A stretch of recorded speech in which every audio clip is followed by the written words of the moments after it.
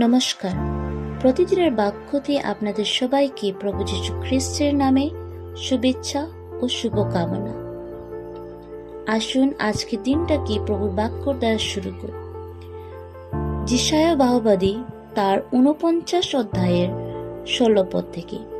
সেখানে এভাবে লেখা আছে, আজ আমি আপন হস্তের তালিতে তোমার আকৃতি লিখিয়াছি,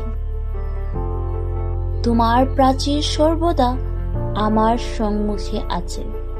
প্রভু নিজ বাক্যের দ্বারা আমাদের সকলকে আশীর্বাদ যুক্ত করুন, আমেন।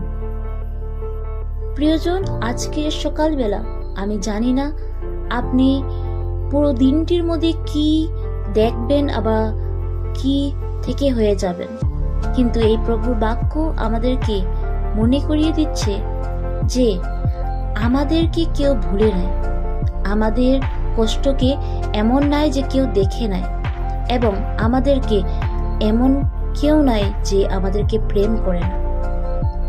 প্রভু নিজের বাক্যের দ্বারা আজকে আমাদেরকে বলছেন যে তিনি আমাদের নামকে নিজের হস্তে লিখিয়াছেন। তিনি আরেকটি বার আমাদেরকে মনে করিয়ে দিচ্ছেন যে তিনি আমাদের উপরে নিজের দৃষ্টি রাখছেন, তিনি আমাদেরকে সাহায্য করবেন এবং আমাদের জীবনে যা কিছু হচ্ছে সেটা তিনি আমাদেরকে দেখছেন।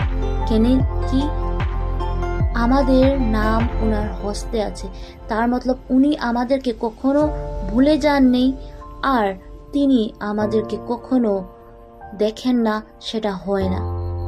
প্রিয়জন, আজকে আপনি যা কিছু দেখবেন এবং যা কিছু আপনার জীবনে হবে, সে সকলের মধ্যে প্রভু যীশু আপনার সঙ্গে আছে, আপনাকে দেখছেন এবং আপনাকে পার্সোনালি উনি আপনাকে দেখছেন আর আপনার কেয়ার করছেন। সেটা বিশ্বাস রাখুন আর নিজের জীবনকে আগে দেখুন, তো আপনার জীবন আনন্দময় প্রভুতে থাকবে। আসুন এই বিশ্বাসের সাথে একটি ছোট প্রার্থনা করে নিজের জীবনকে প্রভুর হাতে সমর্পণ করি। সর্বশক্তিমান দয়ালু পিতা, তোমার চরণতলে আসে বসি প্রভু, ধন্যবাদ দেই এই বাক্যের দ্বারা আরেকটি বার আমাদেরকে মনে করাবার জন্য যে আপনি আমাদেরকে নিজের হস্তে রাখেছেন, আর যখন আপনি আমাদেরকে নিজের হস্তে রাখেন সে সময় কেউ আপনার হস্ত থেকে আমাদেরকে কেড়ে নিয়ে যেতে পারে না।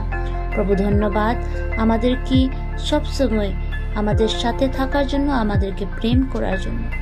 পিতা, আজকের দিনটিকে আপনার হাতে সমর্পণ করে এই ক্ষুদ্র বিনতিকে প্রভু যীশু খ্রিস্ট আপনার নামে চাই, আমেন। আপনাদের সবার দিন শুভ হোক। নমস্কার।